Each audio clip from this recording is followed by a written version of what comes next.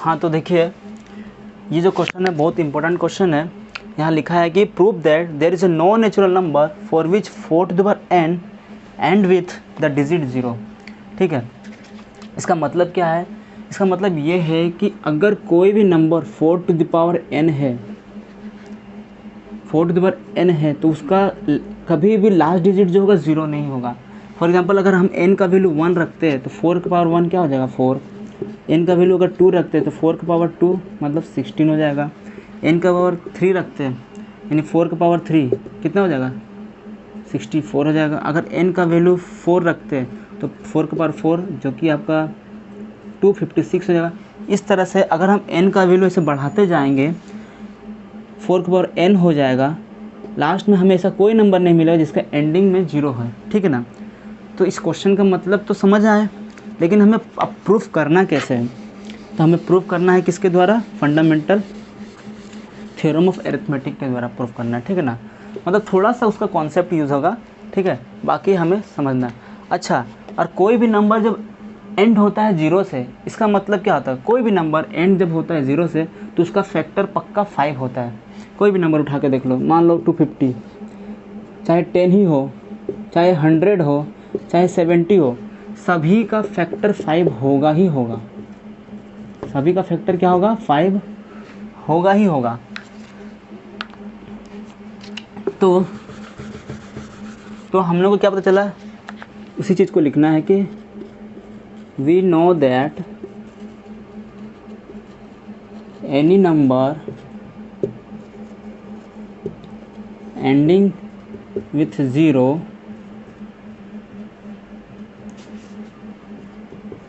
it must have 5 as a factor। यानी 5 उसका factor होगा ही होगा। और हमें दिया क्या है कि वी हैव, हमारे पास क्या दिया हुआ है? 4 टू द पावर n। तो 4 टू द पावर n का अगर हम फैक्टर करते हैं तो 4 किसका फैक्टर होता है? 2 का पावर 2 और ऊपर पावर रहने, इसका मतलब ये ऐसा, मतलब ऐसा हो गया। यानी हम लोग इसको लिख सकते हैं 2 के पावर 2n। ठीक है। तो अब देखो ये नंबर क्या रहा? 2 ही रहा। यानी 4 टू द पावर n का सिर्फ 2 ही ऐसा प्राइम फैक्टर दिख रहा है और है ही नहीं। इसका मतलब 4 to the power 1 has only one factor,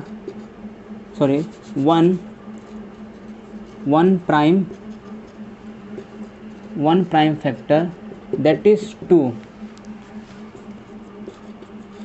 it does not have 5 as a prime factor, therefore 4 to the power n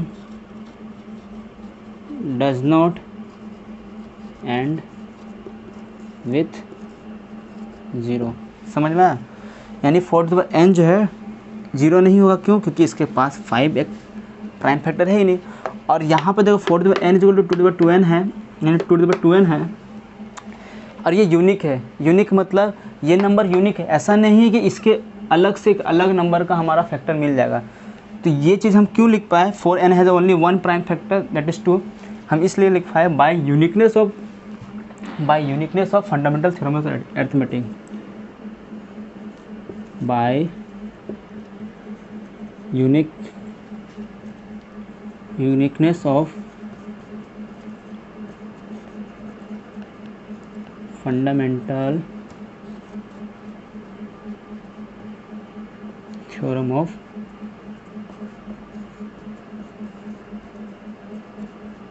arithmetic। तो देखिए ये कुछ है नहीं ज़्यादा।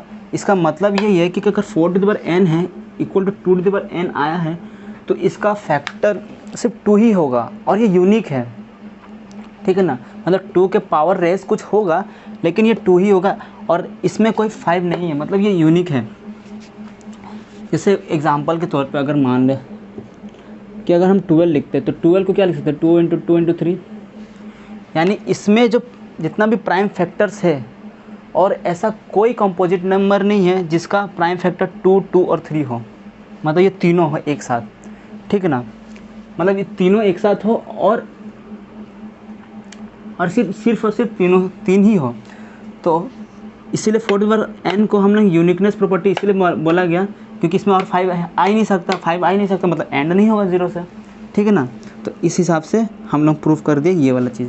अभी इसी का हम लोग क्या करेंगे, नेक्स्ट क्वेश्चन इसी प्रूफ दैट देखेंगे, ठीक है ना। चलिए अब देखिए सेकंड क्वेश्चन पे हम लोग आते हैं। बोला गया है कि so that 12 to the power n can not end with 0 और 5 for any natural number n, ठीक है।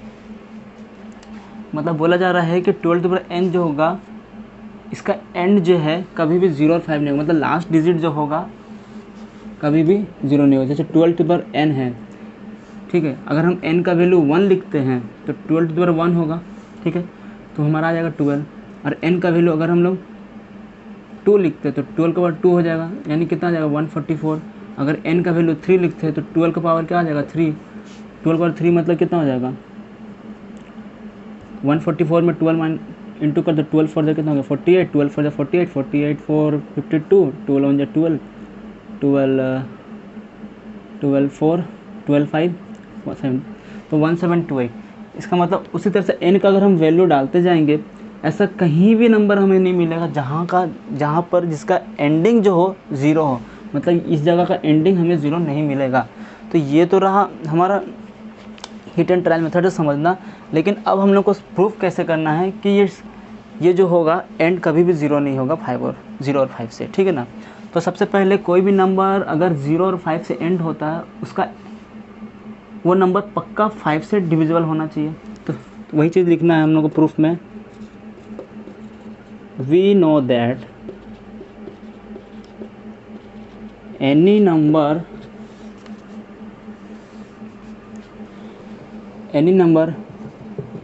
ending with 0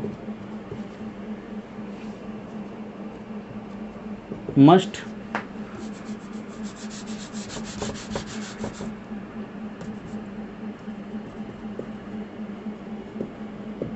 contain 5 as a factor, ठीक है, यानी 5 फैक्टर होना उसका ज़रूरी है। तो हमारे पास दिया क्या है, we have 12 to the power n, इसका मतलब हम लोग क्या लिख सकते हैं 12 into 12 into 3 to the power n, इसका मतलब 12 का power 2 into 3 whole to the power n, इसका मतलब 2 to the power 2n into 3 का पावर n। तो यहाँ पे देखो 12 to the power n it contain 2 and 3 and it does not contain 5. तो 12 to the power n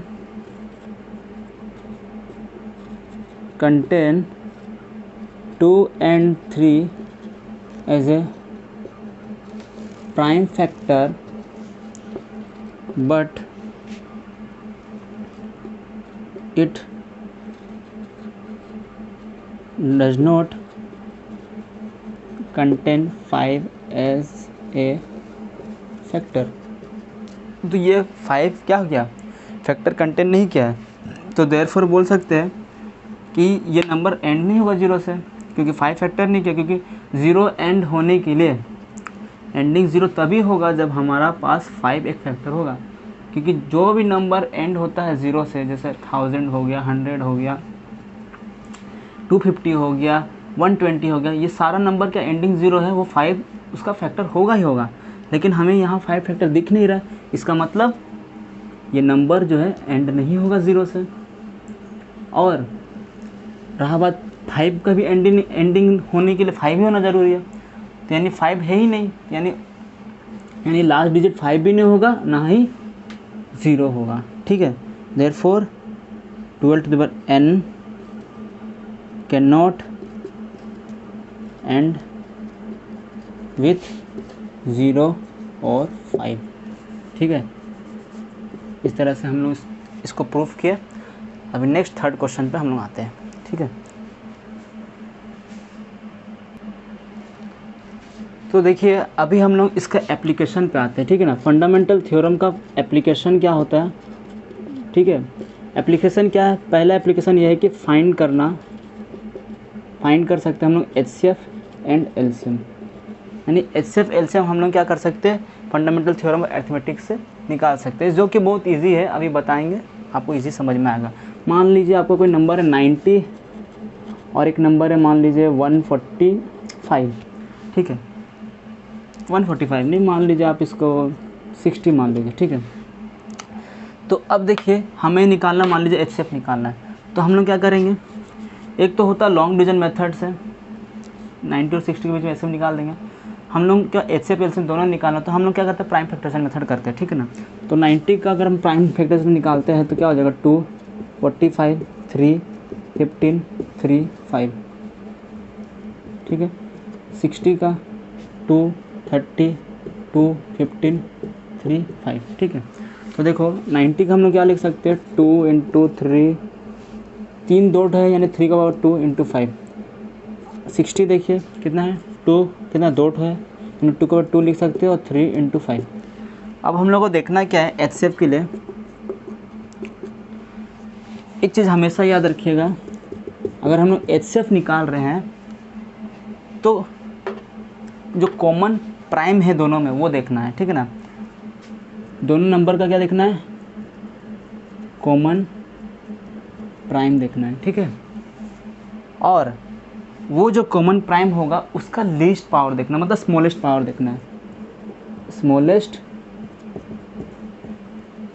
power देखना है, ठीक है। तो यहाँ पर देखिए कॉमन प्राइम क्या दिखा, 2 दिखा, ठीक है। उसका लीस्ट पावर क्या है, इसका पावर 2 है, इसका पावर 1 है, यानी लीस्ट पावर को लेना है, मतलब स्मॉलेस्ट पावर को लेना। इसमें कॉमन क्या दिखा, 3 दिखा, उसका लीस्ट पावर क्या है, 2 है कि 1 है, 1 है, ठीक है। अब यहाँ पे देखो दोनों में 5 है, कॉमन है तो 5 रहा, दोनों का 1 है तो 1 ही रहा, ठीक है। तो कितना हो जाएगा, 2 3 6 6 5 30, यानी HCF हमारा 30 आ जाएगा। LCM निकालने का क्या तरीका है, LCM के लिए क्या करेंगे, जितना भी प्राइम नंबर हमें मिल रहा है पहला वाला से और दूसरा नंबर से, ठीक है, सभी को लिस्ट करेंगे। क्या करना, list all the prime number, सभी को लिस्ट कर देना है। मान लीजिए LCM लिखे तो कितने प्राइम है, 2 3 और 5 है, इसमें भी 2 3 5 है, मानिए 2 एक प्राइम नंबर है, 3 है और 5 है, ठीक है। और दूसरा क्या काम ना, लिस्ट कर दे प्राइम नंबर को। दूसरा काम यह है कि हमें क्या ग्रेटेस्ट पावर देखना है, ग्रेटेस्ट पावर। हमारा ग्रेटेस्ट पावर देखना, तो 2 का ग्रेटेस्ट पावर क्या है, 2, 3 में ग्रेटेस्ट पावर क्या है, 2, 5 में तो दोनों में 1 है तो 1 डाल देंगे, ठीक है ना। तो 2 का पावर 2 मतलब 4 और 3 का 3 मतलब 9, 4 9 जा 36, 36 × 5 180। तो हमारा LCM जो आ जाएगा 180 आ जाएगा 90 और 60 का, ठीक है ना। और नेक्स्ट मान लो नेक्स्ट क्वेश्चन लेते हैं।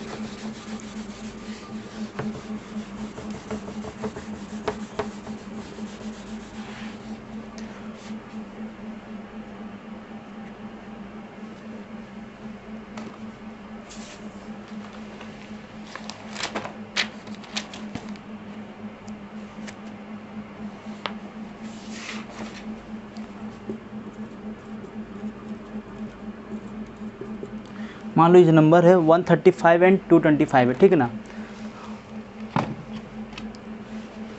हाँ तो देखिए 135 और 225 ये नेक्स्ट क्वेश्चन है, इसका हमको HCF और LCM निकालना है। तो सबसे पहले काम करना है क्या है, प्राइम फैक्टराइजेशन करना। 135 का 5 से करेंगे 2 7, 3 से करेंगे 9 3 3, 225 का करेंगे 5 से 45, 5 से करेंगे 9 3 3, ठीक है। इस तरह से कर लेंगे। तो 135 का आपका कितना आया, 5, 3 कितना टो है, नोट है, सॉरी 3 ठो है। 225 कितना है, 5 ठो 2 है और आपका 3 2 ठो है। तो HCF निकालने के लिए क्या करना पड़ेगा, कॉमन प्राइम 5 और 3 दोनों कॉमन है तो 5 और 3 दोनों लिख देना है, ठीक है। और सबसे स्मॉलेस्ट पावर देखना है। तो स्मॉलेस्ट क्या देखो, 5 का पावर 2 है, 5 का पावर 1 है, तो स्मॉलेस्ट कौन होगा, ये 1, ठीक है। 3 का पावर 2 है, 3 का पावर 3 है, स्मॉलेस्ट ये दोनों में कौन है, 2 है, ठीक है। तो कितना हो गया 5 × 9 यानी 45। तो बोल सकते हैं 45 जो है ये दोनों का HCF है। LCM क्या होगा, LCM के लिए क्या करना पड़ेगा, जो प्राइम नंबर से सभी का हम लोग लिस्ट कर देंगे। तो इसमें प्राइम नंबर्स हमें क्या क्या दिख रहा है, देखो 5 है और 3 है, यानी 5 और 3 ही हमारा प्राइम नंबर्स आया है।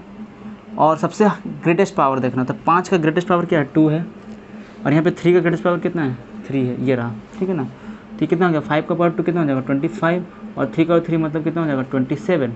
तो 25 को अगर हम 7 से इंटू करते हैं आपको लगभग 675 आएगा। हाँ, ये 675 आएगा। तो ये आपका क्या रहेगा, 25 7 जा 17 175, 5 17 कैरी 25 2, हाँ 67 ही आएगा, ठीक है, सही जा रहे हैं।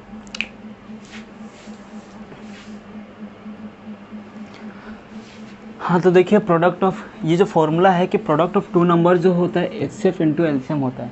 जिस तरीके से हम अभी एग्जांपल किए थे 90 और 60 के बीच में, ठीक है, 90 और 60 के बीच में हमारे अगर हम प्रोडक्ट करते हैं इसका, तो 90 इंटू 60 आपका कितना आ जाएगा, 9 6 जा 54 2 0, यानी प्रोडक्ट ऑफ टू नंबर क्या हो गया, प्रोडक्ट ऑफ टू नंबर क्या आ गया 90 इंटू 60 5400, ठीक है ना। अभी हमको देखना है कि 90 और 60 का एलसीएम कितना आया था, सॉरी एचसीएफ कितना आया था 90, तो एचसीएफ क्या आया था 90 और 60 का आपका 30 आया था, एलसीएम कितना आया था 180 आया था ना। इसका नेक्स्ट जो क्वेश्चन करवाए थे, तो ये देखो अब ये दोनों को हम अगर प्रोडक्ट करते हैं तो एचसीएफ इंटू एलसीएम अगर प्रोडक्ट करते हैं तो कितना आता है 30 इंटू 180, यानी 18 3 जा 5400। तो देखो product of HCF and LCM क्या हो गया, इक्वल हो गया किससे, प्रोडक्ट ऑफ टू नंबर। तो ये फार्मूला बहुत कारगर साबित होगा कुछ क्वेश्चंस में, इसी फार्मूला के बेस पे आपको दिया रहेगा। अभी हम इसी फार्मूला के बेस पे क्वेश्चंस कराएंगे, ठीक है ना। तो चलिए क्वेश्चन लिखिए। हाँ तो बच्चों ये रहा क्वेश्चन। हाँ तो एक बात कहना चाहता हूँ बच्चों कि आप लोगों को टेंशन लेने की दरकार नहीं है, मैं पूरा का पूरा वीडियो डालूंगा, ठीक है ना। रियल नंबर से स्टार्ट किया हूँ, लास्ट मेंसुरेशन तक डालूंगा, जब तक आपका बोर्ड पेपर आ नहीं जाता, ठीक है। 21 मई को है, ठीक है, तो मैं पूरा वीडियो डालूंगा मेंसुरेशन तक। अच्छा, ये इस क्वेश्चन पर आता है, ठीक है। If x y is equal to 180 है एंड एचसीएफ आपका इतना दिया हुआ है, तो फाइंड एलसीएम। तो एक्स वाई का मतलब क्या है कि एक्स और वाई मान लो आपका 2 नंबर था, उसका प्रोडक्ट दे चुका है आपका, और एच सी एफ एक्स को वाई मतलब उस 2 नंबर का एच सी एफ दे चुका है जो कि 3 आया है। तो एलसीएम क्या होगा, तो हमारा मेन फॉर्मूला ये product of two number equal to H C F into LCM. तो प्रोडक्ट ऑफ टू नंबर क्या है 180, यानी ऐसे लिख दीजिए आप, product of two number equal to क्या होता है H C F into LCM, ठीक है। प्रोडक्ट ऑफ टू नंबर हमारा क्या दिया हुआ है 180 दिया हुआ है, एचसीएफ हमारा 3 दिया हुआ है, तो एलसीएम निकालना है, ठीक है। तो एलसीएम कितना आ जाएगा, 3 को उधर भेज दीजिए, तो 180/3, तो एलसीएम आ गया 60। तो एलसीएम हमारा कितना आ जाएगा 60 आ जाएगा, ठीक है। इसी तरह से करना है। नेक्स्ट क्वेश्चन आते हैं।